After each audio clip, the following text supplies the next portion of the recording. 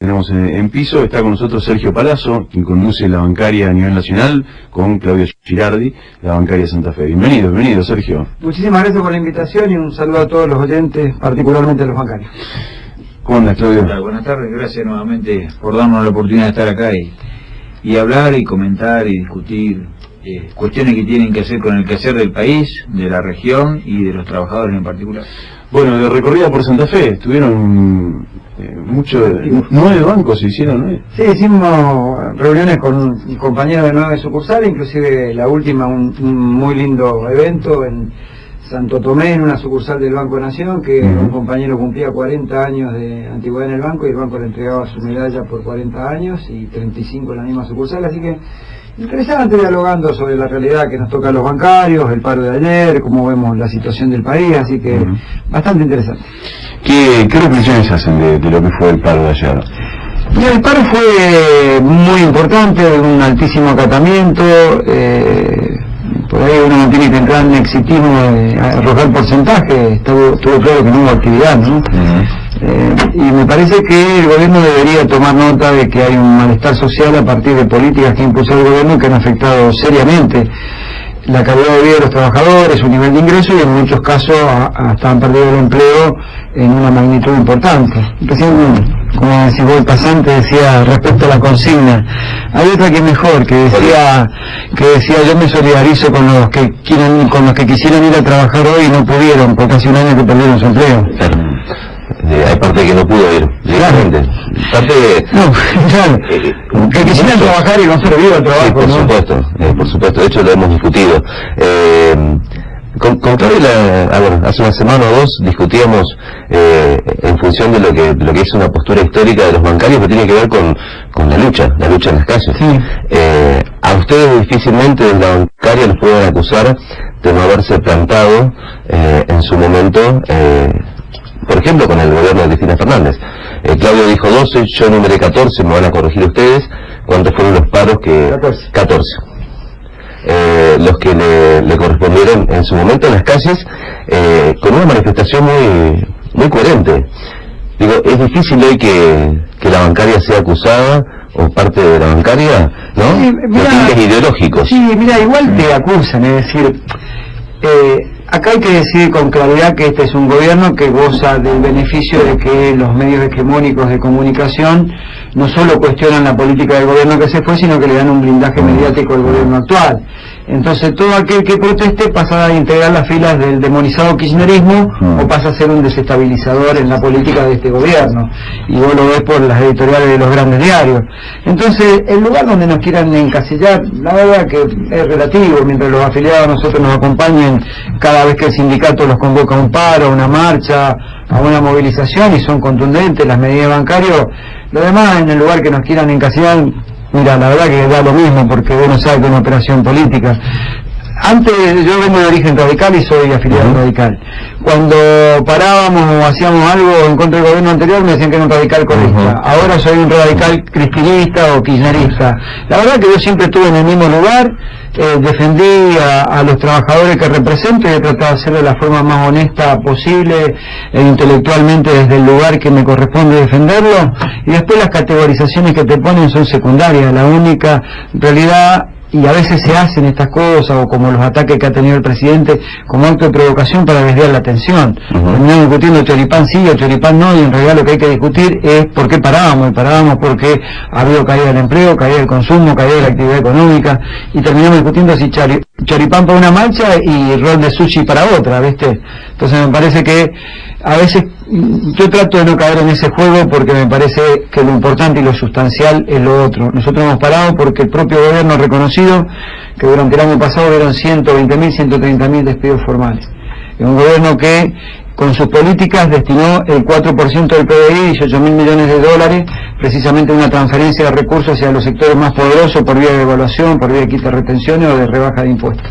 Y que destinó el 1% del PBI, 5.000 millones de dólares, a los sectores de menos ingresos a través de la disminución del IVA a los jubilados o a través de esa asignación que se dio de fin de año a los jubilados y a los trabajadores estatales. Entonces claramente es un gobierno que ha actuado presuroso hacia los sectores concentrados y poderosos de la economía, y con los sectores más débiles confronta. Es un gobierno poderoso con los débiles y débil con los poderosos, pareciera. La bancaria ha sido, en estos últimos años, un gremio que ha crecido mucho. De hecho, entre el mismo sector sindical dicen, no, la bancaria arregló esto, no, la bancaria, ojo cuando la bancaria va al paro, porque generalmente son contundentes. ¿Cómo es? Vamos a hablar ya un poco más de lo personal. ¿Cómo es para un radical conducir un sindicato? Digo, no es una cosa maravillosa. No es común, porque es la realidad. Digamos, ¿no? Generalmente el sindicato está vinculado al peronismo, digo, todo lo que se ha logrado con el peronismo de los sindicatos, digo, y en este caso es un radical conduciendo un sindicato que ha crecido muchísimo en este último tiempo. Mira, a ver, desde lo personal es un honor inmenso e inconmensurable poder conducir los destinos de esta organización y que los compañeros lo hayan hecho en una elección libre y con 3 listas como me tocó confrontar electoralmente. Más aún la satisfacción viene cuando uno ve que los bancarios pasaron a ser la tercera actividad mejor paga del país, que ha podido reconstruir su organización y preservar su institucionalidad y crecer en 40.000 afiliados en este poco tiempo, cuando viene con un proceso de legitimación muy amplio. A mí no me preocupan los proyectos del gobierno, sí creo que cuando quieren condicionar a la actividad sindical, porque nosotros los cumplimos, es decir, llevamos más de 2.000 elecciones de comisión gremial interna en la bancaria en este tiempo, es decir, vos vas a Ushuaia y te encontrás una comisión gremial del Banco HSBC que tiene una sola sucursal porque eligieron delegados, a veces con 2 listas, con 3 o con 1. Y estas cosas a uno desde lo personal lo llenan de orgullo porque le toca conducir este proceso. Lo que no menos cierto es que no es una cuestión personal, es una cuestión colectiva. Nosotros básicamente apelamos a un sistema de liderazgo más colectivo en la asociación bancaria, independientemente de que como toda organización es vertical y las decisiones finales terminan o recaen en una persona, pero no es lo mismo tener un sistema de liderazgo colectivo como el que hemos construido para poder tener el aval y un mayor consenso y un mayor debate en la estructura. Es hermoso. Y por otro lado, independientemente del profundo respeto que tengo por mis compañeros peronistas y por el PJ como tal, como hacedor o el gran hacedor en la Argentina de los derechos sociales de los trabajadores, no menos cierto es que el radicalismo ha confundido su rumbo cuando no ha decidido incursionar a militar en los sindicatos. El radicalismo también tiene una rica historia en materia de derechos sociales. La jornada de trabajo de 8 horas, antes que fuera impulsada por el socialismo, fue en la provincia de Mendoza, el gobernador Carlos Washington Encina, que la impulsó por decreto. El salario mínimo vital y móvil es de la gestión de Arturo Illia. El 14 bis de la Constitución, que viene de la Constituyente del 57, su ideólogo es Crisólogo Larralde. Sí, claramente. Podemos citar a Sabatini, Levenson, Illia, lo digo un poco más bolsilista, si lo sabe Claudio. Estás recitando el discurso de la 9 de julio. Salió porque más allá del resto laico en sí, es cierto que son en orden esas personas. Juan, el día... ¿Quiere opinar algo? Sí, por favor, Claudio Girardi. No, para no salirme del tema. A ver, Sergio hablaba recién, pero voy a hablar yo porque soy peronista y soy del interior. Sergio radical de Mendoza. Nosotros elegimos para secretario general de los bancarios, de los 106.000 bancarios, el mejor cuadro político que tenemos para conducir en capacidad política, técnica, de capacidad de operación, de conjugarnos y de honestidad. Esa es la cualidad de él. Después, si era radical Sergio Palazzo, socialista, peronista, es una cuestión secundaria para los bancarios, como lo puedo hacer yo en el peronismo. Acá uno tiene que conjugar otras cosas. Entonces nosotros, cuando con las virtudes de un dirigente, primero un militante y después un dirigente, digo militante porque lo que está haciendo ahí es militancia, digo, se conjugan y encontramos una persona que además toma una brasa caliente, porque nosotros nos vamos a esquivar lo que pasó. Estuvimos en el peor momento institucional del gremio desde su fundación, donde éramos, como dice Sergio más de una vez, noticias en los medios policiales, no donde teníamos que estar, y toma esto, y yo lo he dicho en varias oportunidades, y lo tomó discutiéndolo por segundo, y armamos futuro, y armamos agenda, y discutimos agenda no solo gremial, sino de las políticas que tienen que tener el Estado y Latinoamérica. Entonces digo, no lo va a decir el compañero porque habla de sí mismo, no les obliga, es el mejor cuadro político que tiene la bancaria y es el secretario que hemos elegido en su momento y vamos a seguir eligiendo en el futuro. Digo, eso es, digo, no. Su condición de radical obligaría a mí a ofrecer una ficha del peronismo y que me mejore algunas cosas, pero bueno, lamentablemente dos partidos como el radicalismo y el peronismo, que vienen de clases populares, más allá que de diferentes son diferentes partes y que han llegado a algunos enfrentamientos inútiles. Creo que no entendimos, me hago cargo también de mi parte, ni Hipólito Yrigoyen, ni Juan Domingo Perón, ni la vuelta de Perón. Entonces digo, si hoy uno tiene como dirigente una seccional de las 53 del país, coincidencias en la inmensa mayoría de los temas con alguien que conduce que es radical, la verdad que me parece que la discusión no solo viene por los gremios, creo que se tiene que dar en los grandes partidos políticos de la República Argentina progresista, porque fíjense, no gobierna ni el radicalismo ni el socialismo, gobierna el PRO, los globitos. Entonces digo, es mucho más profundo. Nosotros elegimos al compañero Palazzo para conducir y lo volvimos a promocionar para esta reelección del año 2017, que vamos a tener a principios de agosto una elección, y que se presenten las listas que se tengan que presentar en la democracia interna que tiene. Él gana contra dos listas por el 82% conduciendo, ganamos todos, pero él conducía. Así que esas son las cualidades, digamos. No es una cuestión menor. Es el mejor cuadro político de la bancaria, y yo, porque soy bancario, quizá a lo mejor si alguien es metalúrgico o alguien es empleado de otro gremio, puede decir lo mismo de su dirigente. Creo que el hombre más importante del movimiento obrero de la República Argentina hoy. Yo tuve una pregunta que hizo Juan, y el pasado miércoles el titular de Festad aquí en Santa Fe, Palazzo, que se llama Claudio Leoni, y le preguntó en alusión a las declaraciones de la ministra, le preguntó telefónicamente, y yo se le voy a preguntar en la cara, ¿usted es vago? Vago porque... ¿Usted es vago? No, pregunta, la ministra de Seguridad dijo que... de la mañana hoy todavía y seguimos caminando. La pregunta que viene después de esa definición es... ¿Por qué? Está buena la pregunta. Y tiene que ver también con los 80 despidos del INDEC, que sacaron la cuenta. ¿Sabés que sacó cuántos días de vacaciones tenía el presidente de Caso Nuevo? Y por ahí encontramos una similitud con lo del INDEC, y no hace cosa que se le vuelva en contra eso, ¿no? Digo, a ustedes como gremialistas, ¿cuánto les afecta? Lo de la ministra, ¿de quién fue? La ministra de la etílica ministra. No, bueno, es un tema que no. Pero, a ver... ¿sabes qué es lo complicado de esto? El nivel de agresividad que han tenido en este instante, ¿no? Porque arrancamos, como te decía, choripán sí, choripán no, y no discutimos unas cosas de fondo. Lo segundo fue la mafia de los sindicatos, los sectores políticos. Recién me decía en un programa de televisión, por ahí nos da cátedra Macri sobre ese tema, y nos ayuda a todos los argentinos a encontrar las mafias. Que yo recuerdo, el primer hecho de corrupción política de la política contemporánea del 83 adelante se dio en la municipalidad de Lanús, en la provincia de Buenos Aires, por unas cloacas que nunca se hicieron, y el contratista era Macri. Después fue el tema de que costaba 15.000 millones de pesos el paro a los argentinos. Hay que decirle que la transferencia de recursos por la quita de impuestos fue de 70.000 millones a los sectores más concentrados por una decisión política de él, que la puede tomar porque es el presidente de la nación. Ahora, nunca le puso una contraparte, es decir, los eximos de pagar estos impuestos, pero generen empleo o bajen los precios. Ese sector ni generó empleo ni bajó precios, con lo cual fue una transferencia de recursos a las cuentas de estas personas.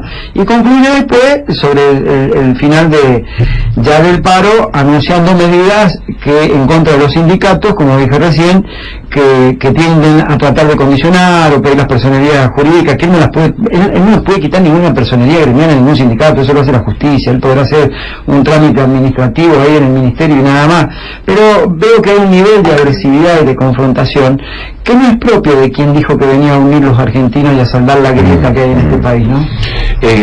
¿Cuánto de ese discurso? Yo decía el otro día, analizando un poco el video que graba Macri después del 1A, y uno lo ve como un video espontáneo, selfie, con la nenita que le pasa corriendo por atrás y qué sé yo, y si hay algo que no tiene el PRO, justamente eso. El PRO es tiene un aparato de comunicación, gasta muy buenos sueldos, y todo lo que dijo Macri en ese video está absolutamente guionado, pensado. Entonces me preguntaba, ¿a qué apuntaban sobre todo los guionistas, ¿no? del discurso con el chori y la coca? Y creo que después me lo respondí solo viendo a la ministra Bullrich a los 2 días diciendo son vagos los sindicalistas, y me parece que después del 1A, como fue llamado ese sábado, lo que le, no sé si es un viraje en la política de comunicación interna de Cambiemos, pero recogieron el guante del discurso duro de la calle, que es ese, que muchas veces uno escucha los sindicalistas son todos mafiosos, delincuentes, los piqueteros hay que tumbarlos a todos y pasarles por arriba, los choriplaneros, digo, hay un discurso social que tiene que ver con eso. Yo creo que el PRO lo toma para identificar su núcleo duro y para decir, bueno, yo necesito contar con mi base y mi fuerte de abajo, que creo claramente que es ese. Sí. ¿Cómo...? A ver, es difícil por ahí contrarrestar este tipo de cosas sin la gravedad revista en que lo está diciendo un funcionario, digamos, no lo está diciendo alguien en un café o en un asado. Nada de lo que digan o hagan es a prueba de error. Es todo absolutamente calculado, frío, meditado, analizado y encuestado. Por eso yo no creo en que este es un gobierno de prueba y error. Este es un gobierno de si pasa, pasa, ¿no? Entonces avanzan sobre los temas, si pasa y no tiene costo político para el gobierno, no tiene una reacción social fuerte, se mandaron. Cuando la tiene, te bajan el discurso de que somos buenos, no, si nos equivocamos lo corregimos, etcétera, etcétera. Pero es como que la marcha esta terminó siendo la consolidación del voto duro de Macri y del apoyo duro de Macri, precisamente porque no ha concitado en sectores de la sociedad o no ha ampliado su base electoral y de apoyo después de la elección. Después de la elección, generalmente los presidentes, los partidos tienden a crecer en materia de apoyo, en materia electoral inclusive. Este gobierno se estancó en su núcleo duro de 1/3. Al ver esto y al ver la diáspora que hay en la oposición, lamentablemente, que no se genera un candidato que genere esperanza de la oposición, ¿qué hace? Plantea consolidar su núcleo duro y por otro lado, el voto desencantado que pueda haber, ojalá no, pero va a terminar en el que se vayan todos y no en buscar a través de los partidos políticos la solución de los problemas. Creo que la marcha del 1 era la consolidación del voto duro de Macri, porque terminó esa puesta en escena muy linda de los chicos de la nena corriendo, él con su remerito humilde ahí tiradito en un silloncito muy austero de la casa de gobierno, y después apareció el verdadero Macri gobernando. Independientemente de que uno no haya acordado en la CGT el tema de los piquetes, apareció la represión a los piquetes. ¿Por qué? Porque era esos que presionan para que no vayan a trabajar, pero nadie dijo nada de los que presionan para que fueran a trabajar. Por ejemplo, a nosotros en los bancos le pusieron taxis, remises, combi, los notificaban a los trabajadores. El día anterior muchos bancos pidieron la lista de los que iban a pagar y los que no iban a pagar, y algunos bancos pusieron que se tenían que presentar en la sucursal más cercana o en una comisaría a decir que habían querido ir a trabajar y no podían. Entonces, por un lado tienen esta situación y por otro no hablan de los que presionaron para que fueran a trabajar. Entonces, el verdadero Macri apareció de la puesta en escena que le hace un grupo comunicacional, que algún día alguien le tendría que preguntar a ese señor Durán Barba, que es un maestro, un mago de la comunicación, porque lo instaló como presidente, quién le paga el sueldo y cuánto le paga, porque es caro ese. Hablando de eso, ¿no? Ni hablar de...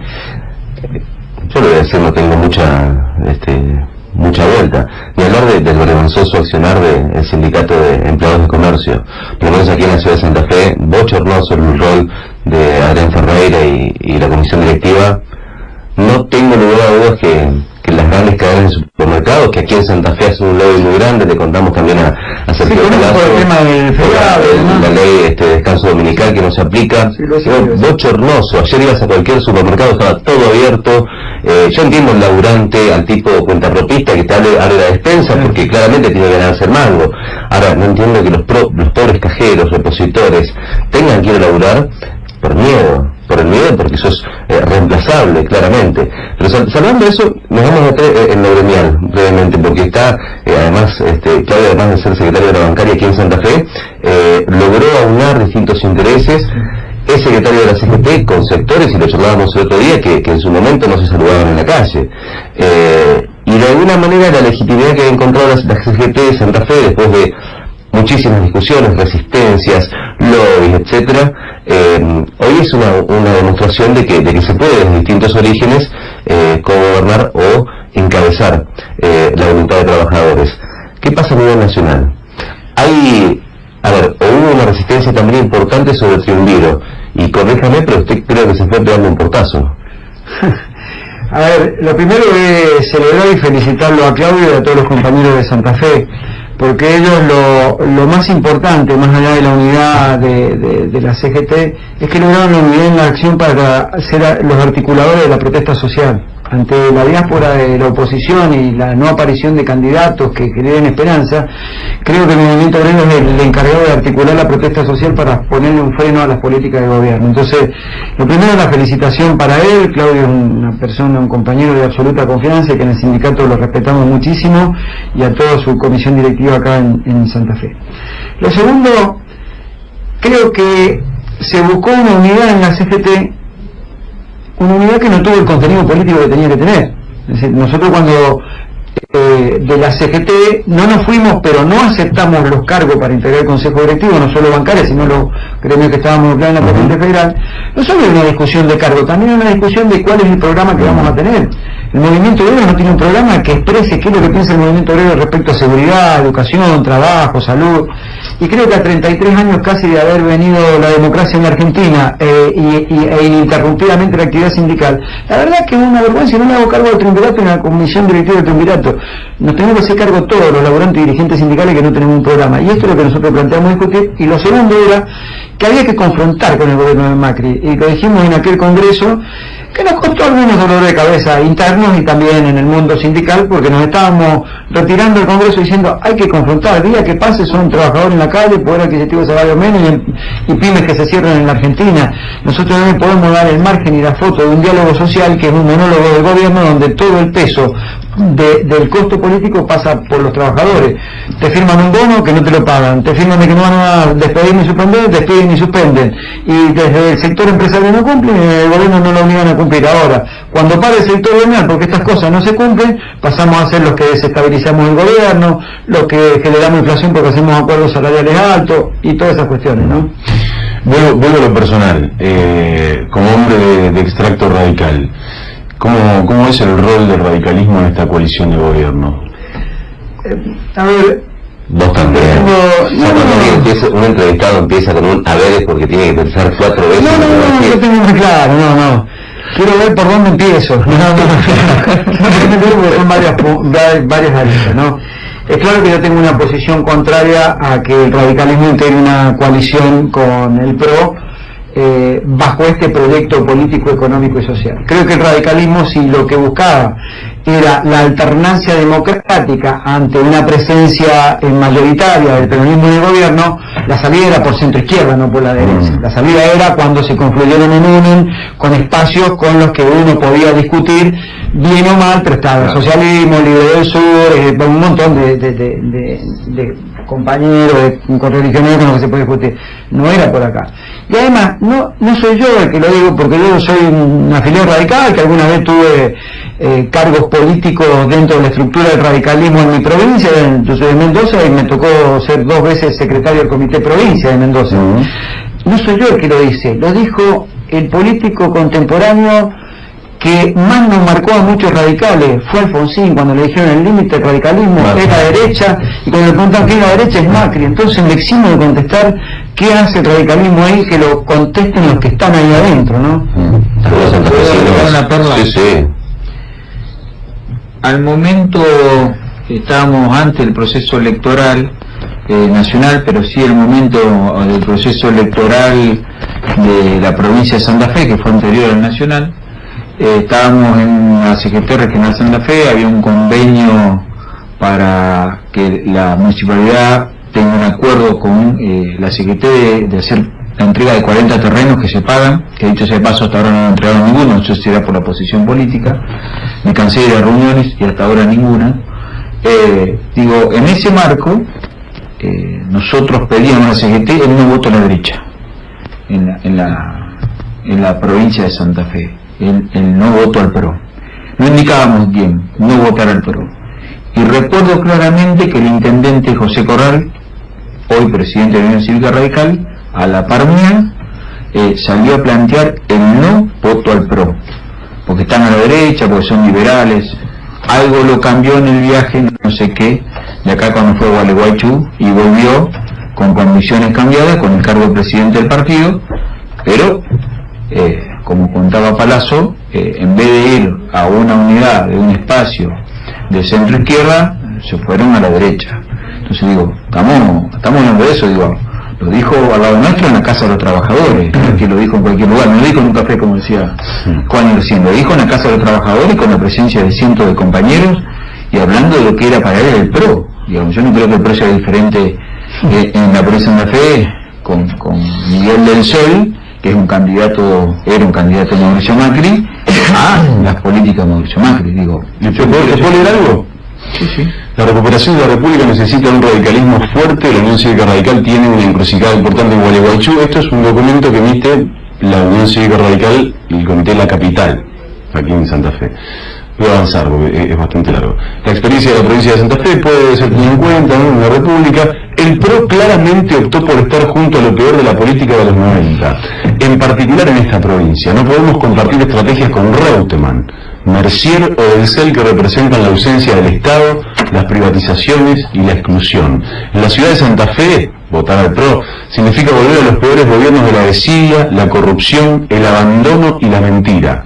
Tampoco son una opción los que hasta hace 2 años eran parte del relato y ahora se presentan como distintos. Además de imperioso, es fundamental construir una propuesta. Bueno, firmantes: José Corral, intendente de la ciudad de Santa Fe; Leonardo Simoniero, presidente del Consejo Municipal; Hugo Marcucci, senador del departamento de la Capital, entre otros, algunos que mantienen su postura: Fabián Palolio, intendente de Santo Tomé; Franja Morada, regional litoral; Juventud Radical, departamento de la Capital; Mariano Cejas, actual concejal de la ciudad de Santa Fe; Leandro González; Adriana Molina. Digo, esto pensaban antes de Gualeguaychú. José Corral está firmando un documento diciendo que el PRO es lo peor de la década de los 90, la desidia, la privatización, el vaciamiento del Estado. Lo dice la UCR de la Capital, digo, no lo digo yo, lo dice Corral, ¿no? Entonces es un poco difícil, me imagino, para un hombre radical ver al partido contradiciéndose tan rápidamente. Más que contradiciéndose rápidamente, contradiciéndose con su historia. Me parece que es lo más complicado, ¿no? Porque me parece que Macri no expresa ninguno de los postulados de la ideología del radicalismo, principalmente el de la institucionalidad, cuando se pretendió nombrar a 2 jueces de la Corte Suprema de Justicia por decreto, cuando se ataca a los jueces que fallan a favor de los trabajadores pidiéndole juicio político, como en el caso del que falló a favor de los sanitarios, o el juez que falló a favor de los docentes, cuando el Estado decide honrar compromiso con la sociedad rural, la misma que insultó a Raúl Alfonsín en un evento en donde fue muy maltratado nuestro expresidente y líder de la Unión Cívica Radical. Me parece que los principios de institucionalidad que expresa precisamente el radicalismo no son los que lleva Macri en su ADN, ¿no?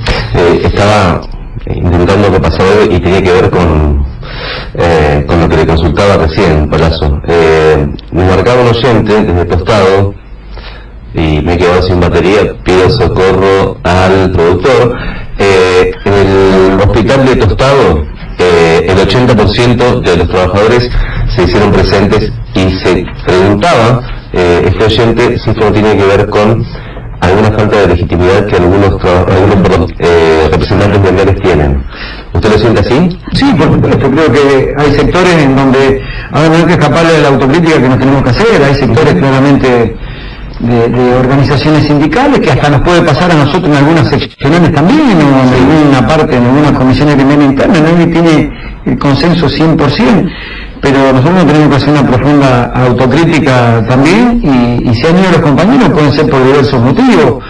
Uno puede ser por otro puede ser por una convicción política, otro puede ser porque los presionaron, otro puede ser porque hay condicionantes muchas veces que tienen que ver con lo económico, no te pagan o no te pagan un presentismo, y a un trabajador que tiene un ingreso bajo no es que le es indistinto eso, es un plato de comida que a lo mejor lo lleva a su familia un día. Claramente. Así que no sé cuál será la realidad de ese 80% que fue y cuál es la característica, pero sin duda que en términos generales nosotros sí tenemos que hacer una autocrítica, porque claramente a veces hemos tenido errores y serios desde el sindicalismo. Sé que estamos con poco tiempo. En ese marco donde llama la reflexión, ¿quiere que se le pregunte despacio o se le pregunta con vuelta?